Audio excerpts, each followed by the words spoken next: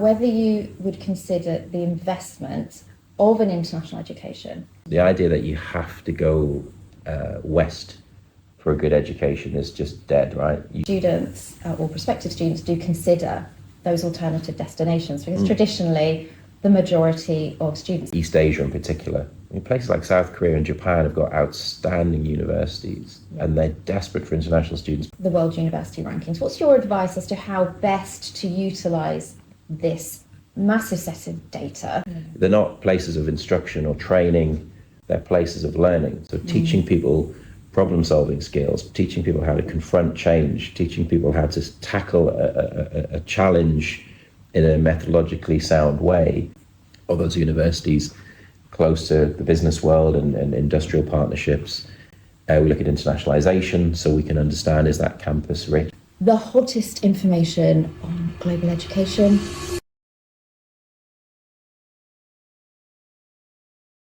Good morning. Welcome to all of our viewers for the inaugural episode of our new video series, Education Keeping It Real, brought to you by Youth United Council of India. I'm Lottie Hill. I am your Director of International Partnerships. And through this series, we are here to bring you, students and young professionals across India, the hottest information on global education.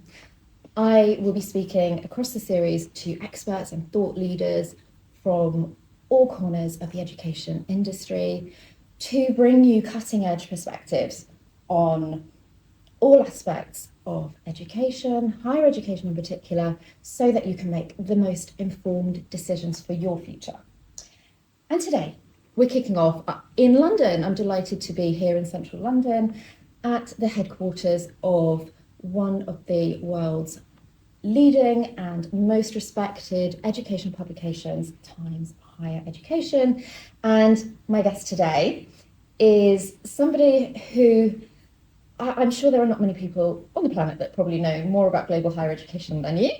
This is Phil Baty. Let me introduce Phil, who is the Chief Global Affairs Officer for Times Higher Education and is one of the founders of the prestigious World University Rankings. So welcome, Phil. Thank you so much for being our guest. An absolute pleasure. I am very excited to delve into this conversation about where higher education is going and what students should be considering if they're looking at going abroad and how they can best inform themselves. So first of all, I wanted to kick off with a kind of hard-hitting question, really. We all know that this time in our lives, this time in history, is one of the fastest changing times, particularly in the professional world. So we have the emergence of AI, and all the indications are that not only are manual jobs at risk, but also a lot of professional jobs are at risk. And let's say a decade down the line, the world will be a very different place. And from your experience and what you know about the higher education industry, I'd be really interested to find out, first of all, whether you think that higher education is changing fast enough to prepare young people for what's coming. I think the answer is yes and no. I think there are clearly skills gaps between what universities produce and what students need and what the workforce requirements are. I think there's been a very sort of stunted and contrasting approach to AI. I think a lot of universities panicked. I think when large language models erupted onto the world stage and of everyone's consciousness, there was a knee-jerk, oh gosh, what about cheating? What about students who aren't going to be learning? They'll be using LLMs and AI to cheat or to circumvent real learning. And there was a bit of a knee-jerk to say, let's clamp down on it, let's stop doing it.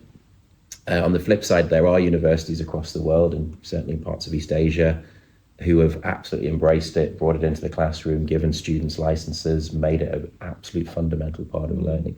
So there's that specific response to things like AI in terms of embrace it or ignore it. And I think there are more and more universities embracing it. It's not just about teaching students how to use it for their educational needs. It's how to use it in real life, how to make sure they adapt and understand its power, its capabilities, and they follow it. But I do think there's a moment for higher education to actually make itself even more relevant, because the threat was, well, if you can learn everything online, you don't need as much technical knowledge anymore, because your technical knowledge becomes less and less relevant because technological advancement is so rapid.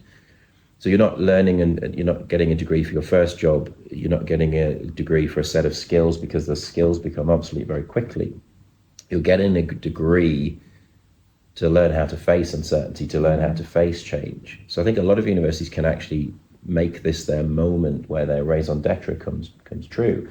They're not places of instruction or training, they're places of learning. So teaching people problem-solving skills, teaching people how to confront change, teaching people how to tackle a challenge in a methodologically sound way, giving people resilience, teaching them how to fail and get back up again, teaching them the curiosity that they need to keep learning throughout life. Because I think we understand that students will have to just keep learning, keep upskilling, and keep changing.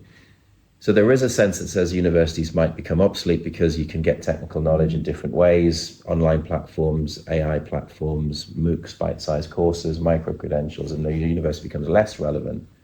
But I'd almost argue the university becomes more relevant because you're teaching people for uncertainty, and you're teaching them the curiosity to keep learning and keep moving.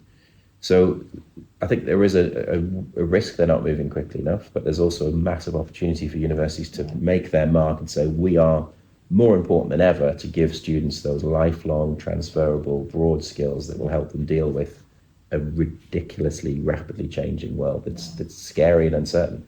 Universities can help people deal with that uncertainty. Yeah, no, absolutely agree. And you think that there are institutions who are leading the way in this?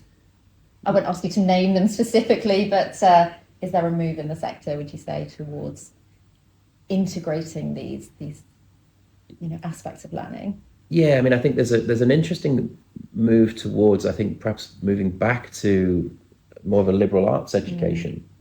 This idea that actually, if you want to be an engineer, you go deep into technical knowledge and become a specialist in engineering. It's more now the sense that says that you need all those skills, but actually you also need to think about how society works. You need the softer skills.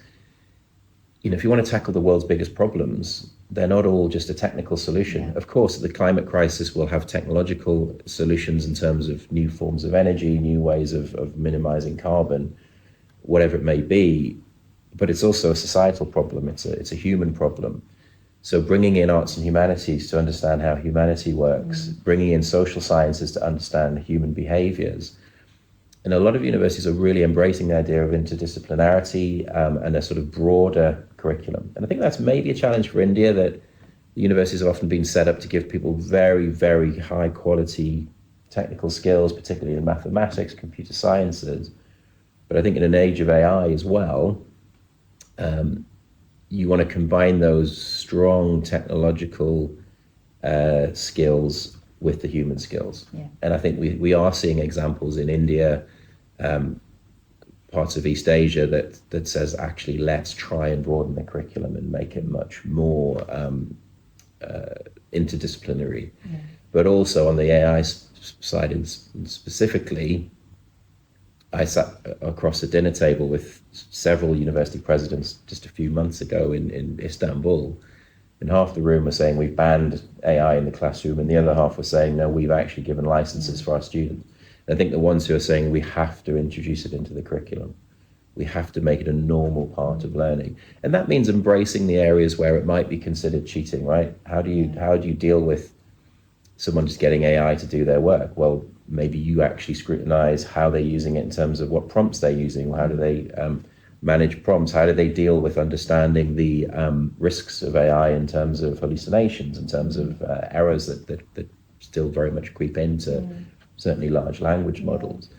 Embracing the strengths and weaknesses, critiquing an essay that was written by AI in terms of bringing your humanity to bear. So it's a transition period, but those universities who embrace the opportunity, I think, will thrive and will reestablish their vital role So rather than becoming obsolete, I think they should have a renaissance in this period. Absolutely. Yeah. So it sounds like a huge overhaul of the way of teaching, the way of assessing is perhaps coming our way. Certainly the traditional, I mean, we saw in the pandemic, didn't we, that traditional exams were a bit of an issue. If you're sitting online, how do we do proctoring and how do we make sure there's no cheating there? Traditional lectures, I think, are a threat. Why would you have 400 people sitting listening to one lecture in a room where you're very passive when actually you could do that online and get all that learning through other platforms? So a rethink of how we actually teach, small groups, problem solving, practical challenges, but also how we assess. Sitting down for 3 hours writing 3 essays probably doesn't cut it anymore. Not necessarily used in the real world. I don't think we've ever had to do that in our careers. Yeah. So actually assessing people through challenges, tasks, group work. There's even great examples of students being assessed with podcasts and trust-based exams where you're actually given 24 hours to do it. So it's not about memorizing facts. It's about turning the resources into actions. Yeah. So a really exciting time in a way to rethink assessment, rethink how we teach. And I guess some of those skills will be quite new and unique in terms of a country like India, which has a more traditional education system, and there is more learning through direct teaching that happens. With your experience of the world rankings, obviously, we know, and I think our viewers will know, that there are more Indian institutions which are coming through into the world rankings. What do you think of the rising strengths of the Indian university sector? And are there areas where they still, would you say, are lagging behind, some of the other global big hitters, let's say? Yeah, I mean, it's a fantastic success story for India. I think in the 2026 rankings, there'll be 128 Indian universities. That's the second best represented nation in the world, just second to the US. So the rankings have a rigorous selection process. You have to be a research-intensive university. So India's surge in terms of representation in the rankings has been wonderful. Indian universities embracing global benchmarks, embracing global academic standards and KPIs, and getting on the world stage has been a great success story. What we've seen, I think, in India is a surge of strength in building research capacity and getting more productive in academics producing research. And I actually think, certainly in the world of uncertainty we've spoken about, research-intensive universities are great teaching laboratories as well, because of all those issues we've talked about. A lot of people say, well, research can happen in a research institute and teaching can happen in a teaching institute, and it's fine, they don't need to meet. The sort of idealized model of a world-class university is research is happening under the same roof as teaching, and that teachers are at the forefront of new knowledge creation, the forefront of their fields, and students are immersed in that environment. And also that students bring that kind of new knowledge creation, scholarly environment into the teaching, which I think is more and more important, as we say, about problem solving and tackling challenges. So I think India's surging strength is coming through excellence in research, but it's from a very low base. Yeah. I think what we'd seen, obviously, in the United States, you've got 50, 60 years of heavy investment in research excellence, talent attraction. China, probably 25, 30 years of pumping billions of dollars into research excellence. India was behind, but I think we're seeing from a low base of fantastic rapid improvement, but that's still a long way off somewhere like the top universities in China, the top universities in the United States, and some in Western Europe. So that's an exciting improvement, but a limitation. And even in the outstanding Indian institutions like the IITs, world-renowned, some of the greatest graduate outcomes in the world, still actually their research capacity is not quite as rich as some of the sort of similar institutions in other parts of the world. The other point I'd make is actually internationalization. Yeah. I think in this age of uncertainty, we're all global citizens. We want to ensure students have intercultural understanding, a global outlook, understand more than ever with division and geopolitical tensions. We want to make sure students can really understand different cultures, different environments.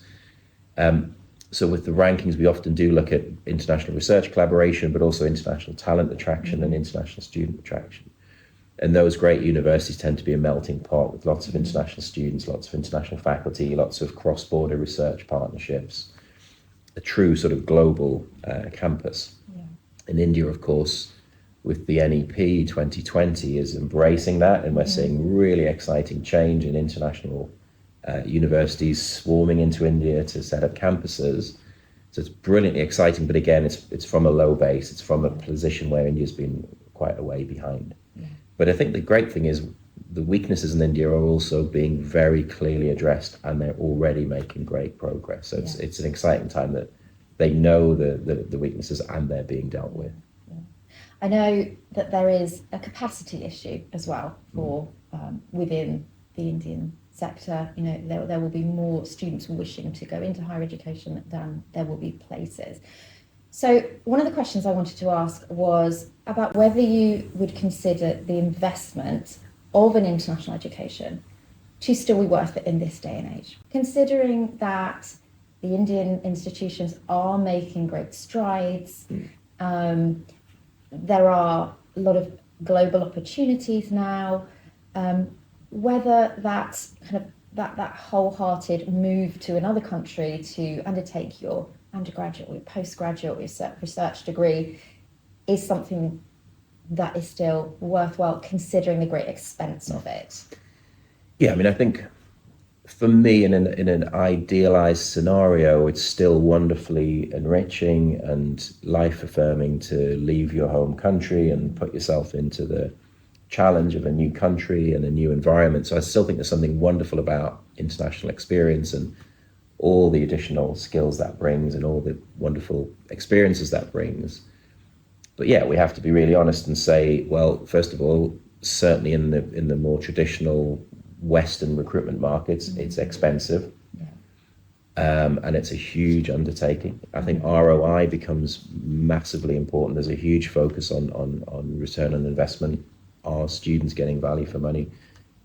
We don't want to reduce an education to just employment and jobs and salaries, but we have to accept that's a major reason why people go on to higher education.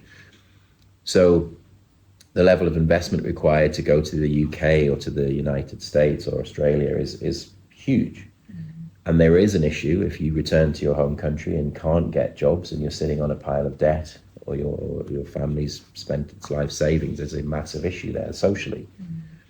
So I think there are really exciting options. There's a sort of surge in excellence developing closer to home. You know, India, as I say, 128 universities now in the world rankings. They've reached a certain threshold of being on the world stage alongside world-class research universities.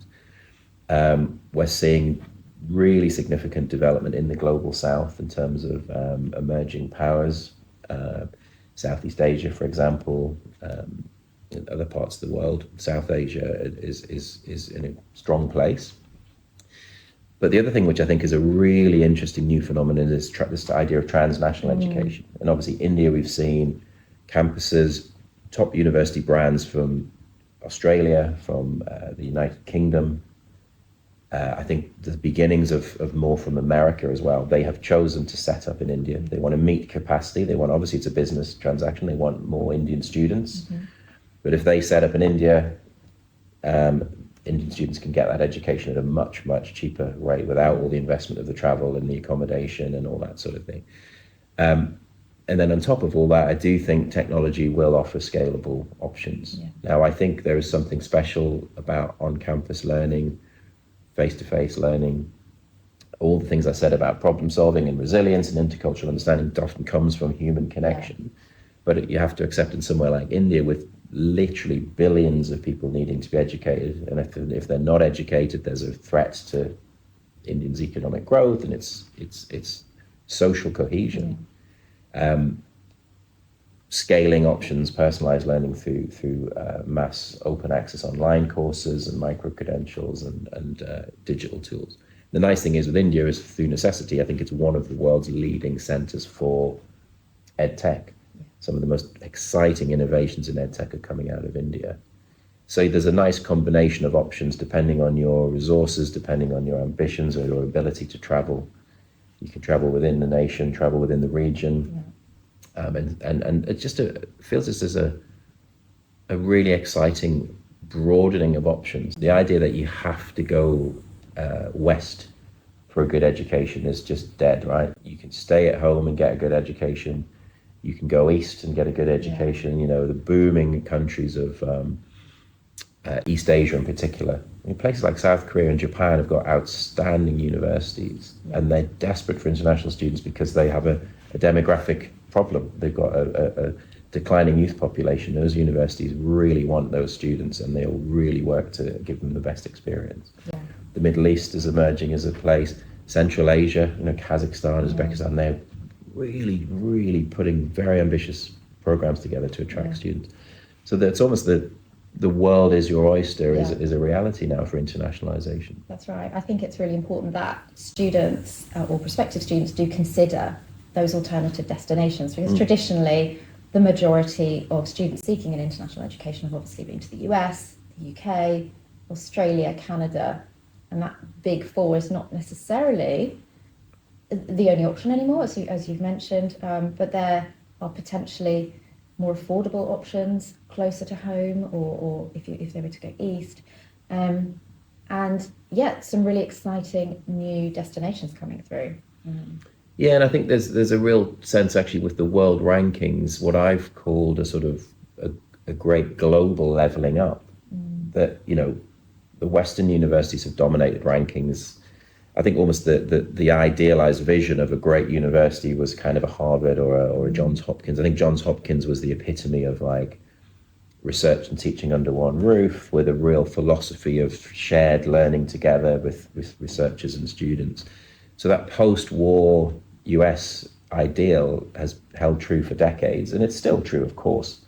Harvard's still an outstanding university. America still has the vast majority of the world top 100 universities in the Times Higher rankings. But we are seeing a leveling up. The US, relatively speaking, is starting to decline. The UK, Western Europe, the Netherlands, Germany, France, they're all starting to see modest decline from a very high position. And it's basically China's rising, Hong Kong is booming, South Korea is rising. Singapore is an outstanding pocket, albeit tiny. It's a global powerhouse. And then you're starting to see beyond that, Southeast Asia, Indonesia, Malaysia are having a really strong, steady surge up rankings. The Middle East are investing a huge amount and moving from a kind of oil-based economy into a knowledge and education economy. So they're putting loads of money into strengthening universities. So there's a leveling up. The world is much more equal in terms of higher ed. There's still the very, very best universities in the world still do tend to be concentrated in Western Europe, North America. But absolutely the market's changing, and it's not a given that you have to do that. You have to go west for excellence. Excellence is now to be found in many different places. Yeah. And I think also when it comes to future careers, those that have taken a more innovative route will potentially be in, you know, setting themselves up for, you know, some great careers to come, I think, you know, in those countries. And some of those new markets probably have to work harder to try and make sure they're industry relevant and they're pegged to that return on investment. You know, it does come back heavily to the student making that decision about how much they have to invest in their education. It's the most important decision they'll make, who to trust with their education, and looking more and more at data and evidence of how much will those universities get me ready for the workplace. And actually the competition means some of those more emerging markets will be fighting harder and offering students more and trying to demonstrate more of that proximity to the workforce, placements, etc. So if students are looking for a destination for their studies outside of India and they would like to use the World University Rankings, what's your advice as to how best to utilise this massive set of data? Because it's not just a case of looking at the top 10, the top 100, you know, in terms of overall rankings, but there is a lot more that they can delve into, isn't there, to be best informed? Yeah, the rankings are sort of huge now. We have more than 2,000 universities ranked from 130 countries, I think, off the top of my head. There is a single hierarchical list from number one to into the 2000s. But what we do is just to say, look, first of all, understand the methodology. What are we actually looking at? And the Times Higher ranking, I think, is the most balanced because we're looking at research excellence, but we are looking at industry links as well. So all those universities close to the business world and industrial partnerships. We look at internationalization, so we can understand, is that campus rich and diverse with international talent? We look at the teaching environment in terms of resources, faculty-student ratios, reputation, and we'd have a very large reputation survey. 50,000 academics across the world every year give us their votes for which departments they think are doing great across all the subjects. So there's a heavy dose of that peer-to-peer recommendation that they have prestige and international prestige. So I think that for me, there's this sort of the most important message is know the methodology, because some rankings are much more thin and much more sort of flimsy, but most importantly, break it down to what you're interested in. The overall ranking will give you that broad vision. What is a sort of overarching, strong research global institution? But you can break it down by our scores. So you can break it down by a teaching pillar, an international pillar, a research pillar, an industry pillar. So you can sort of playing around with reordering based on the things you care about. But also, of course, you can filter by country or groups of countries to say, the US isn't on anymore, let's look at Western Europe. So you can, I think the website's very interactive. So create your bespoke rankings, filter out the countries you're not interested in, explore by individual countries, explore by individual metrics. And then every university has a profile, so you can see, are they on an upward trend, a downward trend? Where did they break down? What we're also seeing with rankings, the world rankings are, the traditional dominant rankings that have been around since 2004, but we've added a rating system called the impact ratings. Actually, India's the best represented nation in the world there. And that's how are universities tackling sustainability. So we rank universities on how much they're contributing to sustainable development goals. So if a student wants to say, okay, I want a world-renowned university in Western Europe, but I want one that actually is committed to some of the biggest issues in the world. I want them to know they care about climate change, or they care about reducing poverty, or I want a career in the sustainable environment. You can cross-reference to other ratings and rankings. So the profiles on the pages will have ranking scores over time, rankings breakdowns over time, references to other metrics around impact, basic data like faculty-student ratios, gender balance on campus, total numbers of students. So you can see, do you want a big behemoth of a university, or do you want an intimate environment where you can feel more looked after? So yeah, break it all down. The rankings are a singular big list, but pull it apart, break it down, filter according to your own needs and desires, look at the regional breakdown. So yeah, it's a starting point that you use to delve deeper. And then once you've delved deeper and get your personalized vision, then go beyond rankings as well, because rankings will never capture every aspect of education. You still want to listen to peers, listen to friends and family who may have been, find out from students who are there. So you do need to go beyond the rankings as well. But it's a great place to start, and it's an incredibly rich resource, I would say. And Indian students love it. We have the highest student audiences from India, which it's great to see. It's a great resource for students from India. And if students haven't been on the site yet to have a look, how can they reach it online? Is there a direct website to it? The overall website is timeshighereducation.com, but that's got a lot of academic content. So the rankings just go THEWUR.com, and then you get all of our rankings in one place, sort of landing page, the world rankings, impact rankings, subject tables, etc. Okay, we'll pop a link in there to that. Thank you. Brilliant. Phil, thank you ever so much. That was really enlightening. I think that will give our students and our young professionals a lot of food for thought, not just to follow where students have gone before, not just to look at the most famous universities, but there is so much out there, and you've given us a real indication of what people should be looking for in their search and how they can make that start. So thank you. It's a pleasure. Thanks for your time. All right.